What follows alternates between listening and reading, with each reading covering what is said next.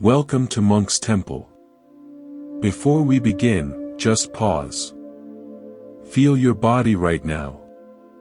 Feel where you're sitting or lying down. Feel the weight. Feel the air on your skin. Take one slow breath in, and as you exhale, let your shoulders drop. Let your jaw relax. This one breath is enough to tell your nervous system that for now, you don't need to be anywhere else. You can just be here. Let's talk about something we all carry. Problems. Some are small, like the irritation of a delayed train. Some are medium, like tension with a coworker. Some are enormous, like grief or serious illness. Problems are universal. Nobody escapes them. But here's what's interesting. Two people can face the exact same situation and have completely different internal experiences. One is devastated. The other, while still hurting, remains upright. Remains at peace. What makes the difference? For years, I thought the answer was better problem solving. Fix things faster. But life keeps generating new problems. You fix one, another appears. Problems are renewable. They never end. So if your only strategy is better problem solving, you're signing up for endless work. The ancient Buddhist tradition offers something different. Not better problem solving, but mind expanding. Not shrinking the problem, but enlarging the container that holds the problem. This is one of the most radical ideas ever offered to humanity. It comes from a man who sat under a tree 2,500 years ago and refused to move until he understood suffering. The Buddha wasn't interested in philosophy for its own sake. He wanted to know why humans suffer and how suffering can end. He was intensely practical. Incredibly goal-oriented. He left his palace, his family, his wealth, not because he was confused, but because he had a clear goal, to find a happiness that doesn't depend on things staying the same. Most of us aren't aiming for full enlightenment. But we are dealing with the same fundamental issue, how to find peace in a chaotic, unpredictable, often painful existence. And the tools the Buddha developed aren't just for monks in forests. They're for you. They're for anyone who has ever felt overwhelmed and wondered if there's another way. The Buddha taught that the mind can be trained. It can be expanded. And he outlined qualities, sometimes called the perfections, that serve as a training program. Think of them as mental muscles. You don't go to the gym and expect strength on day one. You show up consistently. You do the exercises. Over time, the muscle grows. Same here. You practice these qualities in daily life, and gradually your mind becomes stronger, more spacious, more capable of holding whatever arises. Let me tell you about a woman named Priya. She was a nurse in a busy city hospital, working in the emergency department. She saw the full spectrum of human suffering daily. Car accidents. Heart attacks. Violence. She was good at her job. Calm under pressure.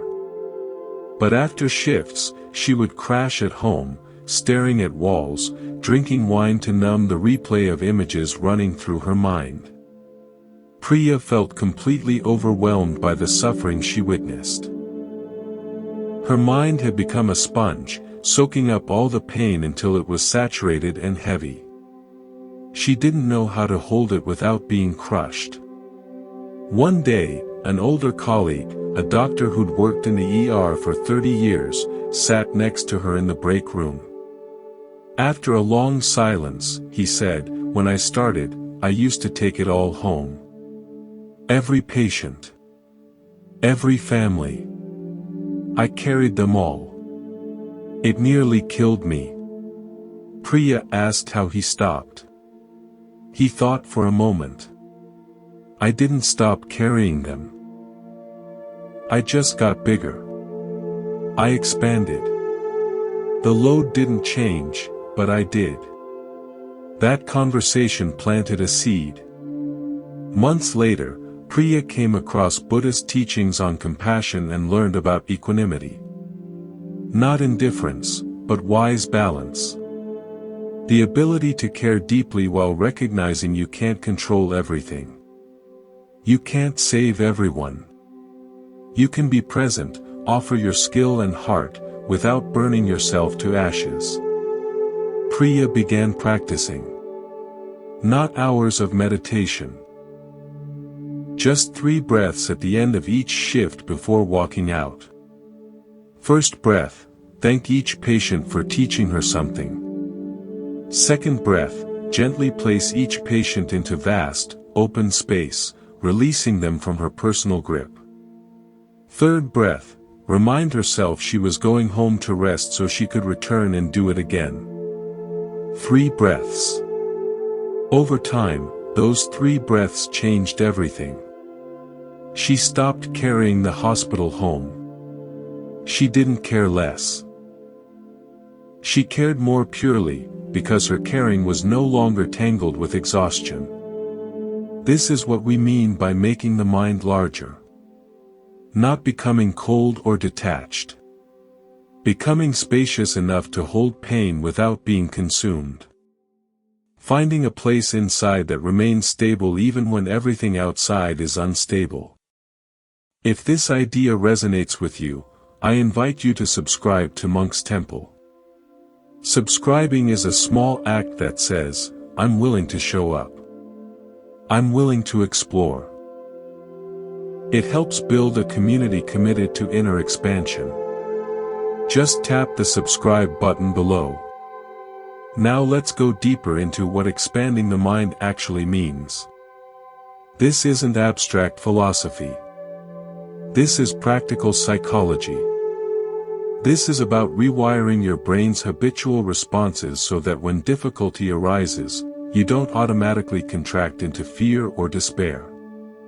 You have another option. Think of your mind like a camera lens.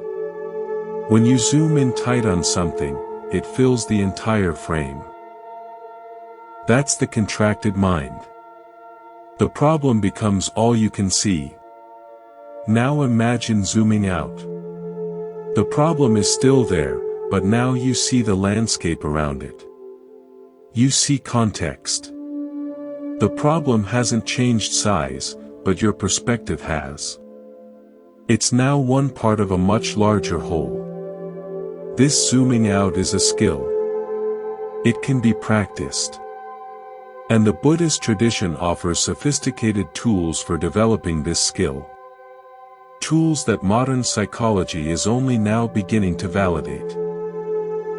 So let's explore the first tool. Let's explore the power of determination. Let's talk about determination. Most people hear that word and think of gritted teeth and sheer willpower. Pushing through. Grinding it out. But in the Buddhist framework, determination means something deeper. It means clarity of purpose. Knowing what you truly want at the deepest level and letting that knowledge guide every choice. The Buddha's own life shows this. He saw that aging, sickness, and death are unavoidable. That everything we love will eventually change. Most people see this and feel hopeless. The Buddha saw it and made a determination. He would find a way out of suffering. Not just for himself, but for anyone willing to follow. That determination carried him through 6 years of struggle, through wrong turns, through doubt. He didn't give up because his purpose was clear. You might think, that's great for a Buddha. I'm just trying to get through my day. But the same principle applies at every level. Whether seeking enlightenment or just trying to be less stressed, clarity of purpose changes everything.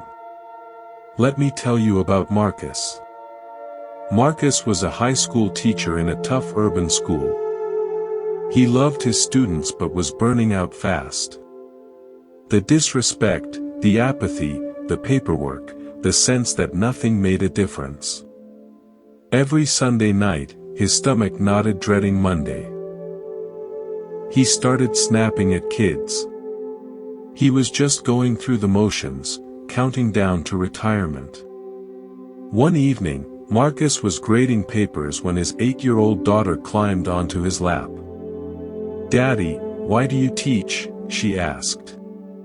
He opened his mouth to give some automatic answer, but something stopped him.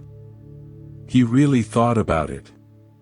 "Because when I was a kid, I had one teacher who believed in me. Just one. It changed everything. I teach hoping I can be that for somebody." In that moment, Marcus rediscovered his determination.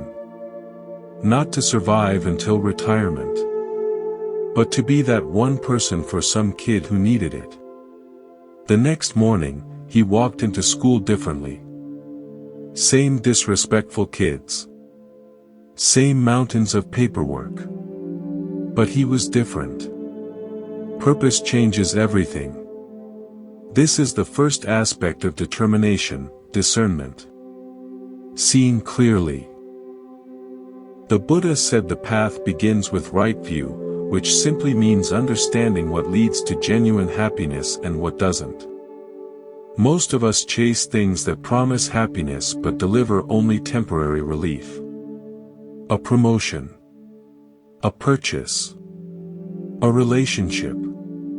They feel good for a while, then the feeling fades. Discernment is seeing this pattern and asking, is there something more reliable? When Marcus remembered why he started teaching, that was discernment. He saw through the daily frustrations to the deeper purpose. Here's something interesting. The Buddha said goodwill is part of right view. At first, that seems strange. What does kindness have to do with seeing clearly? Think about it. If you believe your happiness depends on someone else's suffering, you're deluded. That person will eventually resist. They'll try to take your happiness away. True happiness cannot be built on the unhappiness of others. So goodwill toward others isn't just nice. It's wise. Marcus discovered this too. The kids who gave him the hardest time. He started looking at them differently. Instead of troublemakers, he saw kids who probably never had anyone believe in them. Kids acting out because they expected rejection. His discernment allowed compassion for the pain behind the behavior. That compassion changed how he responded. Firmer, but kinder. The kids noticed. This brings us to the second aspect of determination, truth.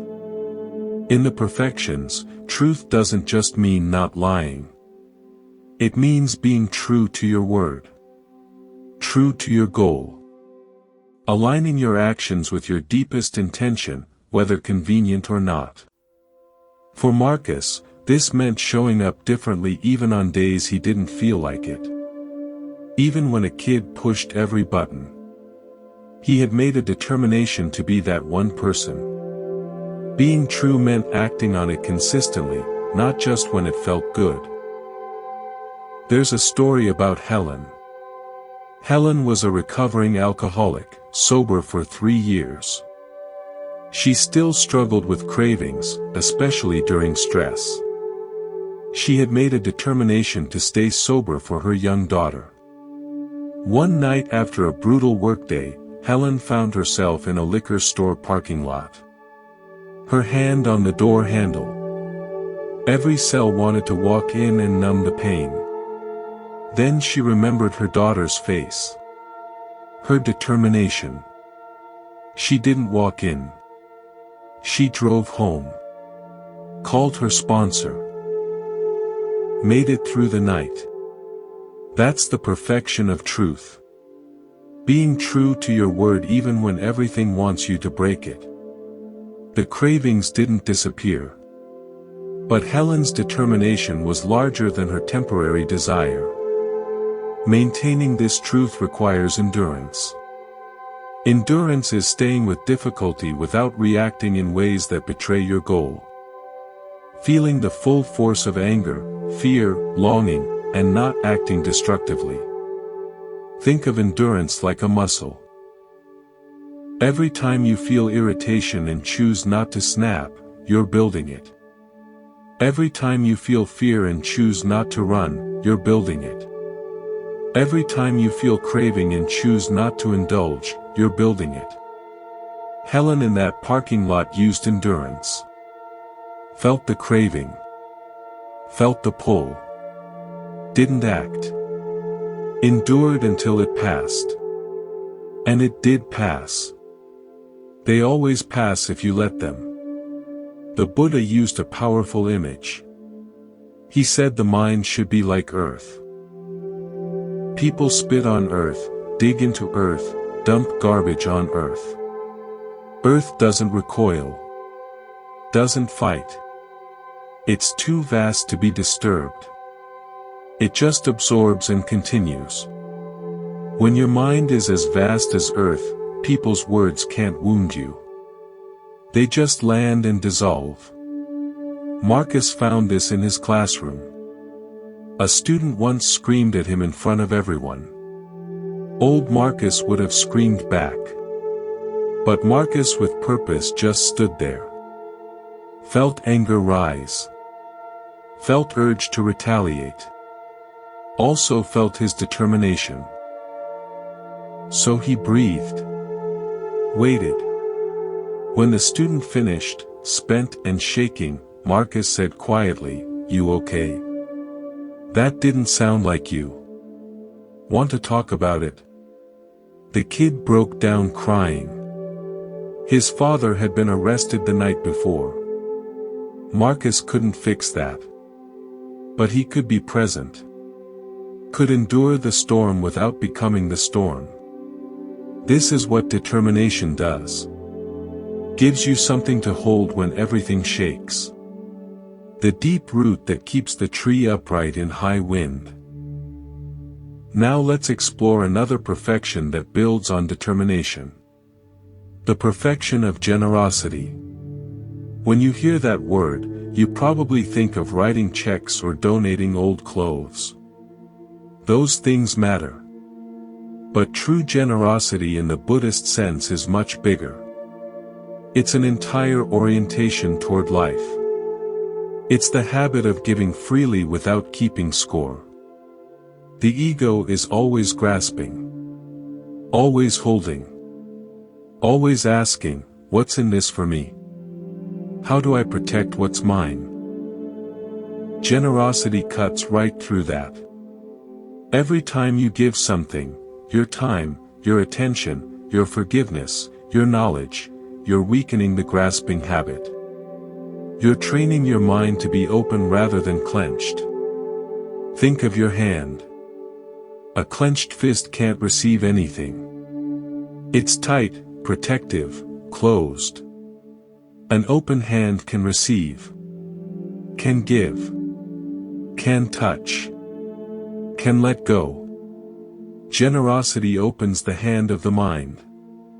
Let me tell you about a man named James. James was a successful lawyer. He had a beautiful home, a luxury car, more money than he could spend. But he was miserable.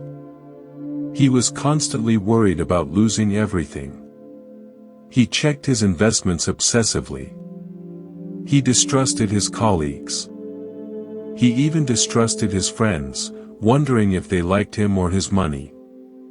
His mind was a clenched fist, and it was exhausting. One Saturday, his neighbor asked for help. She was a single mother, and her car had broken down. She needed a ride to the grocery store. James's first reaction was annoyance.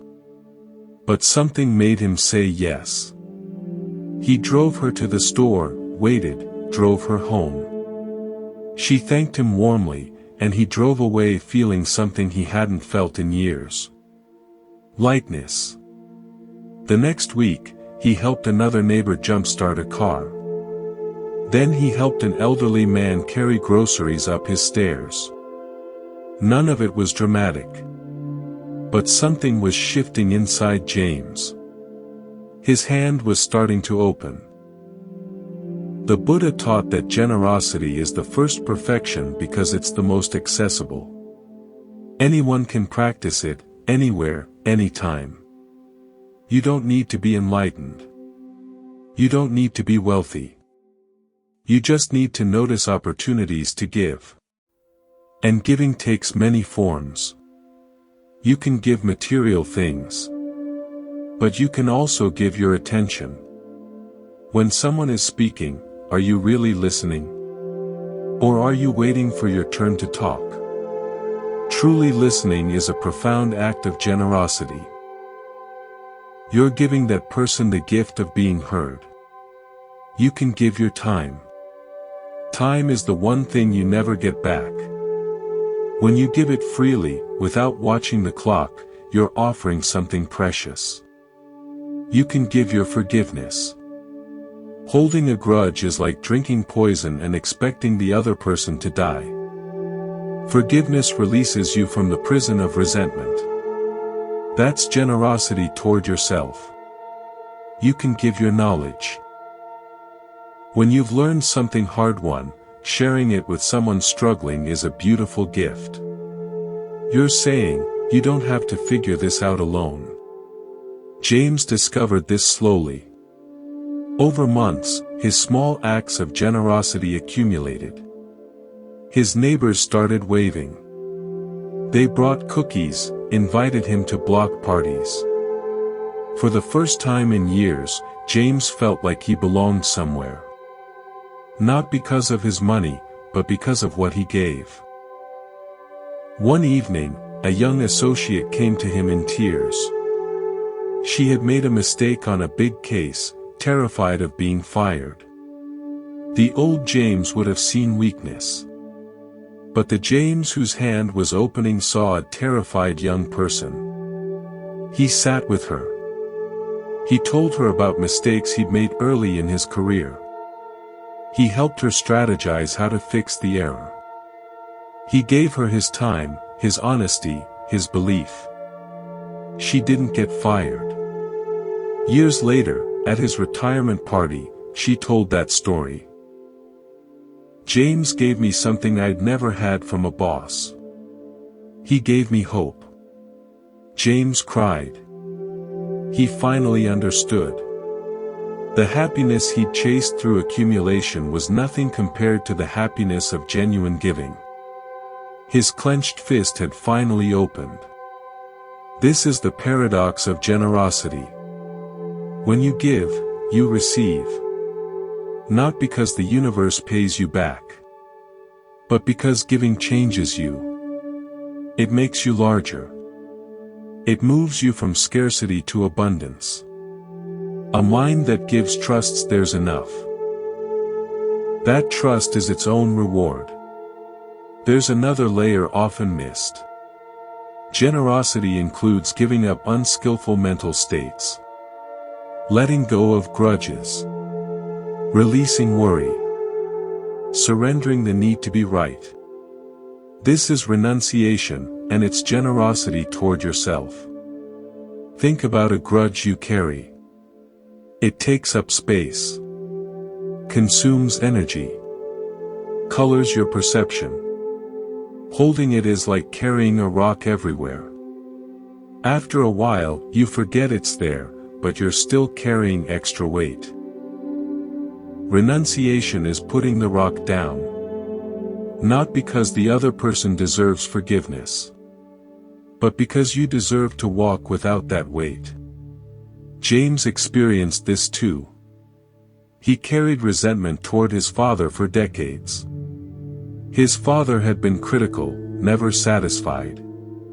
Even after his father died, James carried it. It colored how he saw himself, how he handled criticism. One day during a quiet walk, James realized he was tired.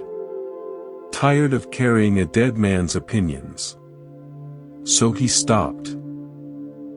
He said to himself, "I'm putting this down." He stopped feeding the resentment. Stopped replaying old arguments. Over time, the weight lifted. That's renunciation. That's generosity toward yourself. The Buddha said even small acts of generosity matter. A genuine smile. Holding a door. A kind word. Each one is a small opening of the hand. Each weakens the grasping habit. Over time, these small openings add up. The clenched fist relaxes. The mind becomes more spacious. More able to hold whatever comes without contracting into fear. This is how generosity supports the whole path. It's woven through determination, endurance, truth. When you're determined to stay true to your goal, that's generosity toward your future self. When you endure difficulty without lashing out, that's generosity toward everyone around you. When you see clearly and act with discernment, that's generosity toward truth. The perfection of generosity is ultimately about recognizing you are not a separate self fighting to protect territory.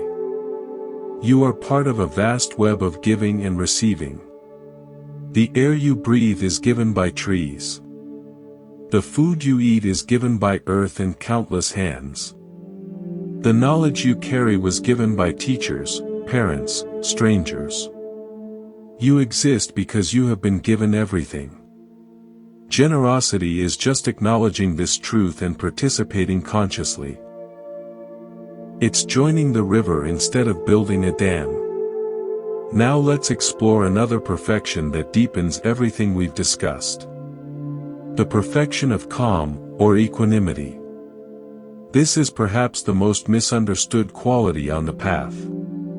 People hear equanimity and think it means not caring. Being cold, detached, unfeeling.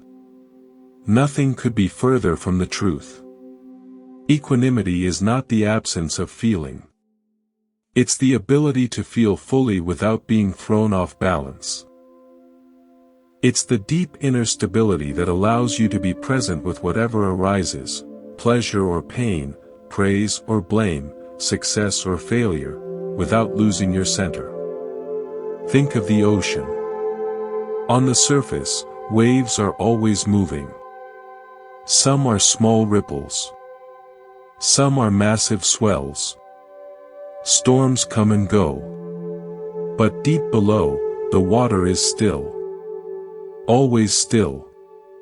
Equanimity is learning to live in those depths while still acknowledging the surface. You feel the waves. You just aren't knocked over by them. Let me tell you about a woman named Grace. Grace was a mother of 3, and she loved her children deeply. But she was exhausted. She rode an emotional roller coaster. When her kids were happy, she was elated. When they struggled, she crashed into despair. Her mood depended entirely on theirs. She had no center of her own. One day, her teenage son made choices that hurt him deeply. He got into serious trouble at school. Grace was devastated. She couldn't sleep. She replayed every parenting decision, wondering where she went wrong. She was drowning in his pain. A friend said something that initially angered Grace. His life is his life. You can't live it for him. Grace wanted to scream. Wasn't she supposed to feel his pain? Wasn't that what love meant? But the words stayed with her. Over time, Grace began to understand. Love didn't require her to drown alongside her son. In fact, drowning helped no one. He needed her stable, present, available. He needed her on the shore, calm, with a steady hand to help him climb out. This is equanimity. It's not loving less. It's loving in a way that's sustainable and genuinely helpful. The Buddha taught that equanimity is one of 4 divine abodes, alongside goodwill, compassion, and sympathetic joy. These 4 work together. Goodwill is the wish for happiness. Compassion is the response to suffering. Sympathetic joy is joy in others' joy. And equanimity is the ground that holds them all. It's the wisdom that recognizes you cannot control everything. You cannot make everyone happy. You cannot fix every problem. But you can be present. You can care. You can offer what's helpful and then release the outcome. This is incredibly freeing. Most suffering comes from attachment to outcomes. We want things to go a certain way, and when they don't, we suffer. Equanimity loosens that attachment. Not giving up, but caring deeply while releasing the need to control. Let me tell you about Richard. Richard was a dedicated environmental activist. He had spent 20 years fighting to protect old-growth forests. He had been arrested, had slept in trees, had devoted his life to this cause. And he was burning out. Every loss felt like personal failure. Every forest cut down felt like a piece of himself destroyed. His anger and despair were consuming him. At a retreat, a teacher said something that changed him. "You are not the forest," she said. "You are the one who loves the forest. If you burn up with every tree, soon there will be no one left to love anything. You have to be bigger than the losses to stay in the fight." Richard realized he had tied his identity to outcomes he couldn't control. When a forest was saved, he was good. When a forest was lost, he was a failure. That's a recipe for misery. He began practicing equanimity. Not caring less, but caring differently. He still showed up. Still fought. Still gave everything. But he stopped tying his worth to the outcome. He saw himself as part of a larger movement, a longer timeline. Some battles would be won. Some would be lost. His job was to show up with integrity, then let go. This didn't make him passive. It made him more effective. He had more energy because he wasn't wasting it on despair. He was clearer in decisions because he wasn't desperate. He could see opportunities he'd missed before because his mind was no longer clouded by panic. Equanimity is like the anchor that keeps a ship steady in stormy waters. The ship still moves. The waves still hit. But the anchor holds. You're not swept away. The Buddha used another image. He said to practice equanimity like a lion. A lion doesn't flinch at every sound in the jungle. It rests calmly, alert but unshaken. When it moves with purpose, not reactivity. The lion's mind is steady because it trusts its own strength. You can develop this steadiness. Not by becoming insensitive, but by building your inner anchor. Meditation helps. Sitting quietly each day, watching thoughts and feelings come and go without chasing them, builds the muscle of equanimity. You learn that thoughts are just thoughts. Feelings are just feelings. They arise, they pass. You don't have to be thrown by every one. You can also practice in daily life. When something good happens, notice the impulse to cling. When something bad happens, notice the impulse to contract. Just notice. Don't fight it. And remember that both will pass. The good will pass. The bad will pass. What remains is awareness itself. That awareness is your anchor. That awareness is already equanimous. You just have to learn to rest in it. Grace learned this. Over time, she stopped riding the roller coaster of her children's lives. She still loved them deeply. Still supported them. But she no longer drowned in their struggles. She became the steady presence they could count on.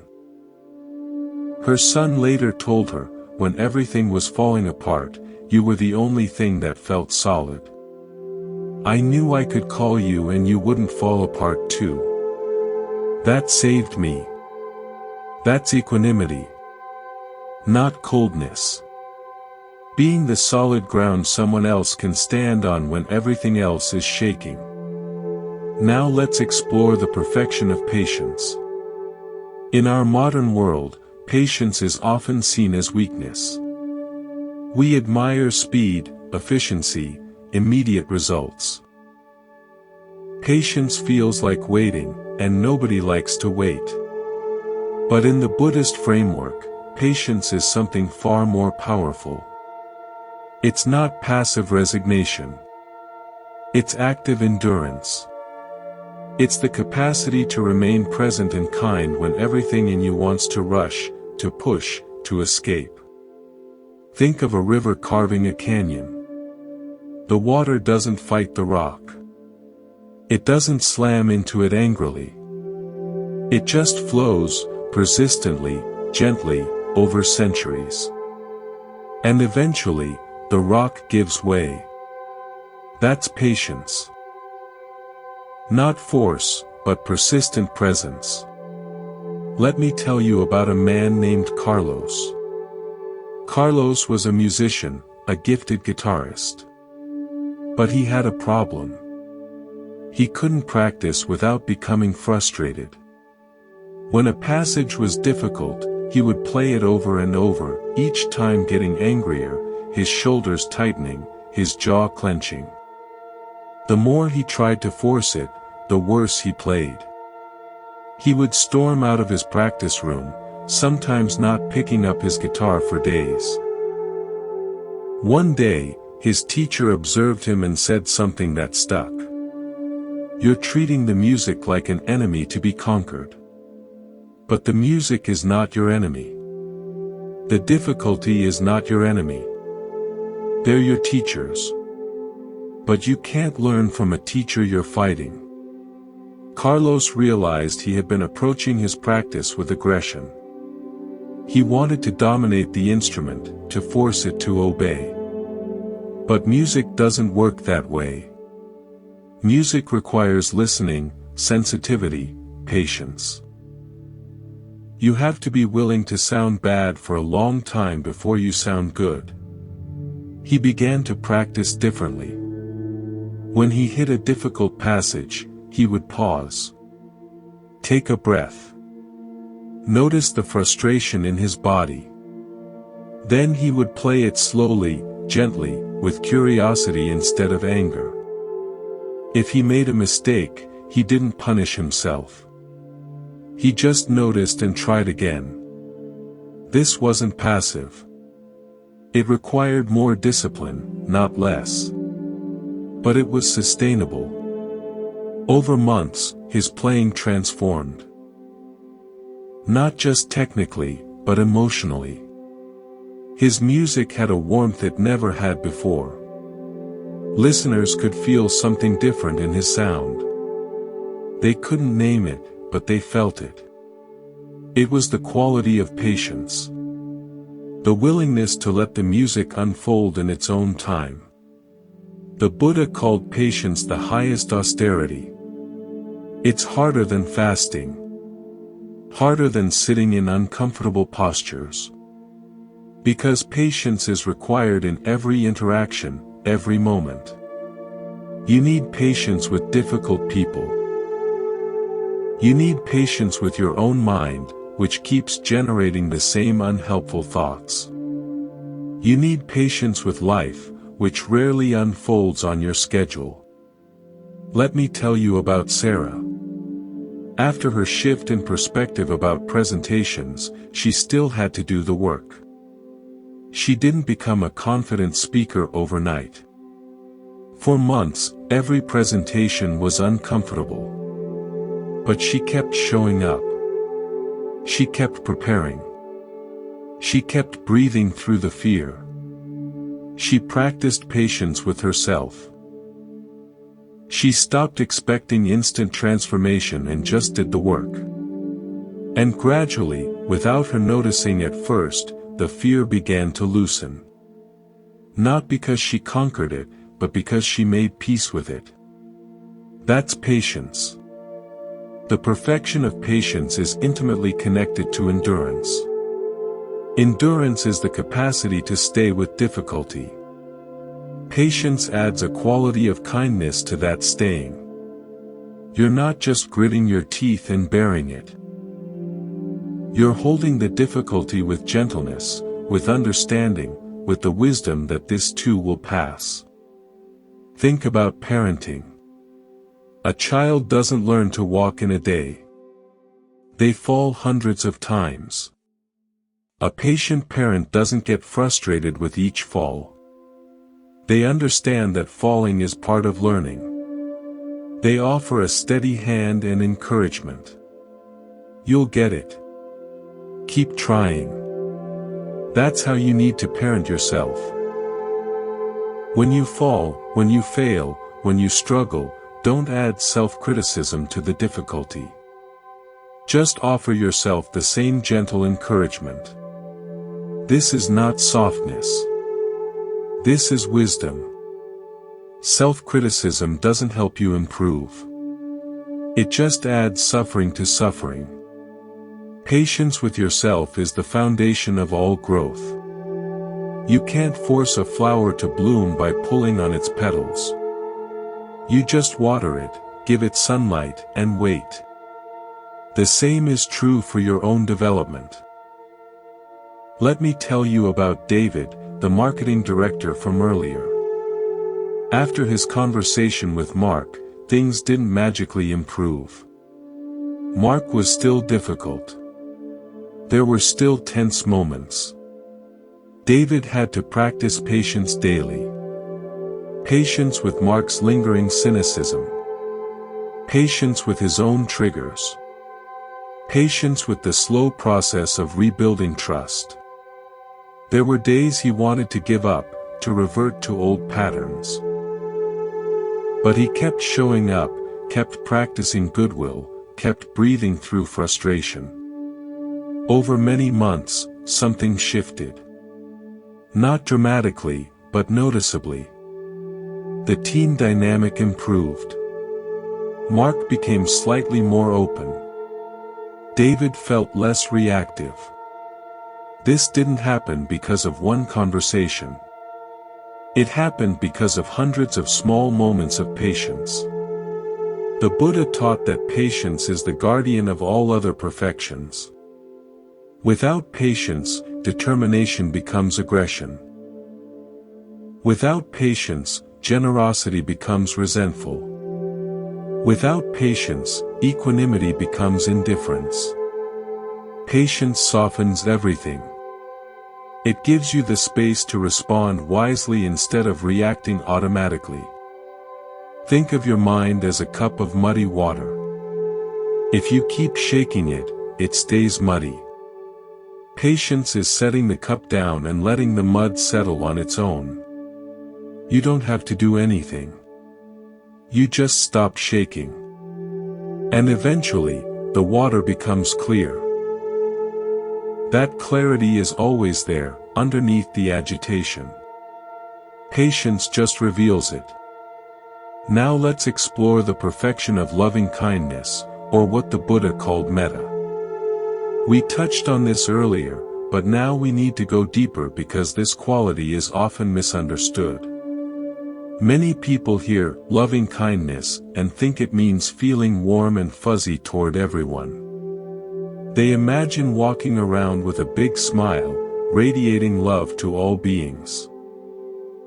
And when they can't feel that way toward the person who cut them off in traffic or the colleague who undermined them, they feel like they're failing. But the Buddha's teaching on metta is far more practical and nuanced. Metta is not a feeling. It's a wish. It's the sincere wish for true happiness, for oneself and for others. Feelings come and go. You can't control them. But you can cultivate a wish. You can set an intention. And that intention shapes your actions, your words, your thoughts, regardless of how you feel in any given moment. Let me tell you about a woman named Elena. Elena was a social worker who dealt with some of the most challenging cases in her city. She worked with families in crisis, with children who had been abused, with parents struggling with addiction. She was deeply compassionate, but she was burning out. She found herself becoming cynical, hardening herself to protect against the constant pain she witnessed. One day, a colleague suggested she practice loving-kindness meditation. Elena was skeptical. It felt soft, naive. But she was desperate, so she tried. She would sit each morning and repeat phrases, "May I be happy. May I be safe. May I be healthy. May I live with ease." Then she would extend the same wish to others, starting with people she loved, then neutral people, then eventually to the difficult families she worked with. At first, it felt mechanical. She didn't feel anything. But she kept doing it. And gradually, something shifted. Not in her feelings toward the families, but in her orientation. She realized she had been seeing them as problems to be solved. The metta practice helped her see them as human beings, deserving of happiness, just like herself. She didn't have to like them. She didn't have to feel warm toward them. She just had to hold the wish that they find genuine happiness, whatever that meant for them. This changed everything. She could still do her job, still set boundaries, still make difficult decisions. But she no longer carried the weight of cynicism. The wish protected her heart without making her naive.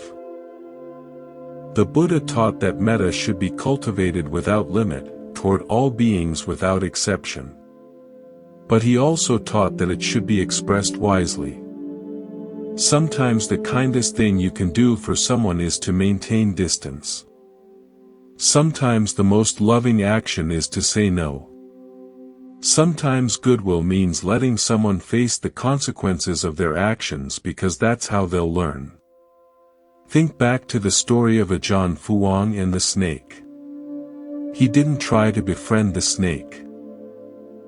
He didn't try to cuddle it. He recognized that their natures were different, that living together would create tension for both. So he wished the snake well and asked it to leave. That's metta.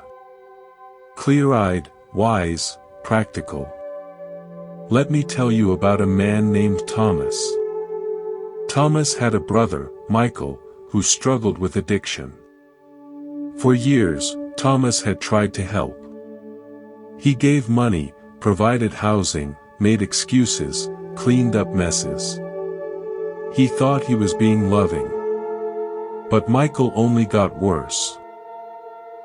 He took advantage of Thomas's generosity and never faced the consequences of his choices. One day, a therapist said something that stopped Thomas cold. "Your love is enabling his suffering," she said. "You're not helping him. You're helping him stay sick." Thomas was devastated. He thought he had been good, kind, loving. But he hadn't been wise. He began to practice metta differently. He still wished for Michael's happiness. He still wanted him to be free from suffering. But he expressed that wish by stepping back. He stopped giving money. He stopped providing housing. He told Michael he loved him but wouldn't participate in his self-destruction. Michael was furious. He said terrible things. Thomas doubted himself constantly. But over time, something shifted. Without Thomas to cushion the fall, Michael began to hit bottom. And eventually, when he was ready, he reached out for real help. Thomas was there. He helped Michael find treatment. He visited. He supported. But he never again enabled. His metta had grown up. It had become wise. This is the maturity of metta. It's not about being nice. It's about genuinely wanting the best for someone, which sometimes means letting them struggle, letting them fail, letting them learn. It's about wanting true happiness for them, not just temporary comfort. The Buddha said that metta practiced without wisdom can become a trap. You can become attached to being seen as kind. You can become resentful when your kindness isn't appreciated. You can burn out from giving in ways that aren't sustainable. Wisdom protects metta. And metta protects wisdom from becoming cold. Think of metta and wisdom as two wings of a bird. You need both to fly. Wisdom without metta becomes harsh, judgmental, detached. Metta without wisdom becomes sentimental, enabling, exhausting. Together, they lift you. Elena found this balance. She could hold her clients in genuine goodwill while still making tough calls. She could wish for their happiness while accepting that she couldn't control whether they found it. Her metta became spacious, not clingy. It became a source of energy rather than a drain. Thomas found this too. He could love his brother without enabling him. He could hold the wish for Michael's recovery while accepting that the path might be long and hard. His love became patient, not desperate. This is what we're cultivating. Not a saccharine sweetness toward everyone, but a genuine, wise, sustainable wish for true happiness. For ourselves. For those we love. For those we struggle with. For all beings, everywhere. Now let's explore the perfection of wisdom, or discernment. In many ways, this is the culmination of all the other perfections. Wisdom is what ties everything together. It's the ability to see clearly, to understand what's truly helpful and what's not, to distinguish between what leads to genuine happiness and what leads to more suffering. The Buddha often said that wisdom begins with asking the right questions. Not, how can I get what I want, but, what is truly worth wanting? Not, how can I avoid pain, but, what can I learn from this pain? Not, who's to blame, but, what's my responsibility here? Let me tell you about a woman named Nora. Nora was a successful entrepreneur. She had built a company from nothing and sold it for millions. By any external measure, she had achieved everything. But she wasn't happy. She felt empty, restless, dissatisfied. She tried travel, relationships, hobbies, philanthropy. Nothing filled the void. One day, she was walking through a market in a foreign country and saw an old woman selling handmade bracelets. The woman's hands were gnarled with arthritis, her face weathered by years in the sun. But she was smiling. Genuinely smiling. Nora bought a bracelet and asked, through a translator, "Why are you so happy?" The old woman laughed. "Why wouldn't I be? The sun is warm. My children are healthy. I have work to do. What more do I need?" Nora walked away stunned. This woman had nothing by Nora's standards, yet seemed to have everything that mattered. Nora had everything by worldly standards, yet felt she had nothing. That moment planted a seed. Nora began to question her assumptions about happiness. She began to ask the right questions. This is the beginning of wisdom. Not accepting the default answers your culture gives you. Not chasing what everyone else is chasing. But looking honestly at your own experience and asking, does this actually make me happy? Or am I just running on autopilot? The Buddha described wisdom as like a torch in a dark room. When you bring a torch into a room, you can see clearly. You see what's there and what isn't. You see the dangerous corners and the clear path. Wisdom illuminates your mind the same way. It lets you see your own patterns, your own habits, your own blind spots. It lets you see what's actually causing your suffering and what could lead to freedom. Let me tell you about Frank. Frank was a man who held grudges. He had a list of people who had wronged him, going back decades. He could recount every slight in vivid detail. These grudges were like old friends to him. They gave him a sense of identity, a story to tell about why his life hadn't turned out as he hoped. One day, his daughter said something that cut through everything. "Dad," she said, "I've never heard you talk about something good that happened 30 years ago. Only the bad stuff. Don't you get tired of carrying all that?" Frank was about to defend himself, but he stopped. He realized he was tired. Exhausted, actually. He had been carrying these rocks for so long he'd forgotten they were in his pockets. That moment of clarity was wisdom. Not a solution, but a seeing. He saw clearly for the first time what his grudges were costing him. He saw that they hadn't protected him or punished the people who wronged him. They had only punished him. Wisdom doesn't always arrive dramatically. Sometimes it's just a moment of clear seeing. "Oh, I'm doing it again. Oh, this isn't helping. Oh, there's another way." These small insights, repeated over time, gradually rewire the mind. The Buddha said that wisdom develops through reflection and through direct experience. You have to think about your life, your choices, your patterns. But you also have to pay attention in the moment. You have to notice what actually happens when you act out of anger versus patience, grasping versus generosity, fear versus love. Nora began this process. She sold her big house. She simplified her life. She started spending more time in nature, more time with people she loved, more time doing nothing. She didn't become a monk or a nun. She just started paying attention.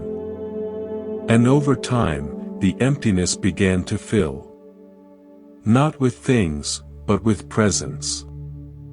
With appreciation. With the simple joy of being alive. Frank began too. He started a practice of noticing when old resentments arose. He didn't try to push them away. He just noticed them and asked, "Is carrying this helping me?" Usually, the answer was no. Gradually, he began to put down some of the rocks. Not all at once. One by one. And he noticed he could breathe easier. He had more energy for the people who were actually in his life, not the ghosts of the past. This is the perfection of wisdom. It's not about becoming a genius or knowing all the answers. It's about seeing clearly. It's about being honest with yourself. It's about learning from your own experience rather than just repeating the same patterns and hoping for different results. Wisdom is what makes all the other perfections possible. Without wisdom, determination becomes stubbornness. Without wisdom, generosity becomes enabling. Without wisdom, patience becomes passivity. Without wisdom, loving kindness becomes clinging. Wisdom is the discernment that knows how to apply each quality appropriately, in the right measure, at the right time. Now let's explore the perfection of effort, or what the Buddha called right effort. This is the quality that turns understanding into action. You can have all the wisdom in the world, but without effort, nothing changes. Effort is the engine that drives the whole path. But right effort isn't about straining or forcing. It's about consistent, sustainable energy. The Buddha described 4 aspects of right effort.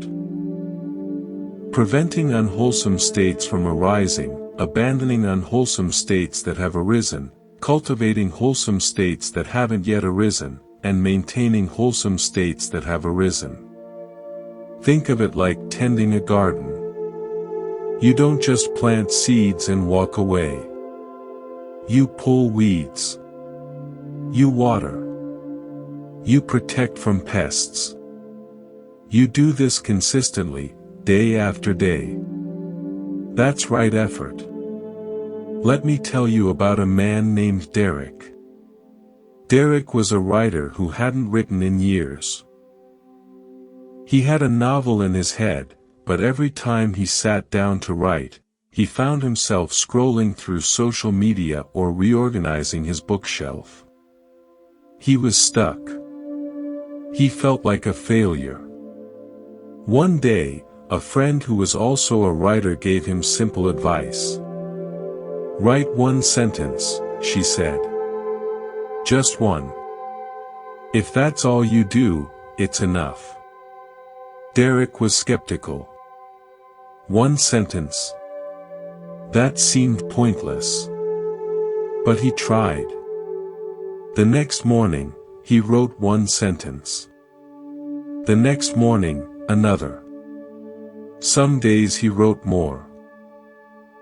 Some days he stopped at 1. But he showed up every day. Within a year, he had a finished novel. Not because of massive effort, but because of consistent, sustainable effort. He had learned the secret of right effort. It's not about how much you do in a day. It's about how consistently you show up over time. The Buddha compared right effort to a skilled musician tuning an instrument. Not too tight, or the strings will break. Not too loose, or the sound will be dull. Just right. Effort needs the same tuning. Too much, and you burn out. Too little, and nothing changes. Let me tell you about Maria. Maria was a nurse we discussed earlier. After her shift, she was often exhausted, emotionally drained. She wanted to meditate, but she couldn't find the energy. She felt guilty, like she was failing at her practice. A teacher suggested she try micromeditations. Just 1 minute of mindful breathing after brushing her teeth. Just 3 conscious breaths before eating. Tiny efforts, but consistent. Maria tried it. Some days, 1 minute was all she could manage. But she kept doing it. Over months, those minutes added up. Her mind became calmer. She felt more centered. And eventually, she found herself naturally sitting longer because she wanted to, not because she should.